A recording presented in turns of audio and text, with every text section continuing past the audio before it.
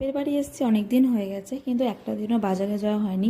তা আজকে রেডি হয়ে বেরিয়ে পড়লাম। বাপের বাড়ি আসলে জানি না কেন আমি অলসতায় পরিপূর্ণ হয়ে যাই, বাইরে যেতে আমার একদম ইচ্ছা করে না। আর আমাদের এখানে দেখো রাস্তায় না কোনো আলো নেই, সম্পূর্ণ অন্ধকার। এই গাড়ির আলো যেটুকু আলোকিত হয়। আর আজকে যাচ্ছি বাবার সঙ্গে, বাবুকে নিয়ে আসেনি, বাবুকে মায়ের কাছে রেখে এসেছি। আর প্রথমেই চলে গেলাম পার্লারে, কারণ এই দিদির নাম্বারটা আমার কাছে ছিল না। বাপের বাড়ি আসলে এখানেই বেশিরভাগ আসা হয়, নাম্বারটা খুব দরকার ছিল, নাম্বারটা নিয়ে নিলাম। নেক্সটে যদি আসি তারপর চললাম একটা মিষ্টির দোকানে, সেখান থেকে অবজয় নিলাম মিষ্টি। তারপর দেখি পাশেই না বিক্রি হচ্ছে মাটির জিনিসপত্র। আর মাটির জিনিসপত্র আমার না ভীষণই ভালো লাগে, তাই আমি এখান থেকে একটা থালা, বাটি আর গ্লাস নিলাম। অনেক জিনিসই বিক্রি হচ্ছে। দেন তারপর চলে এলাম ফুচকা খাওয়ার জন্য।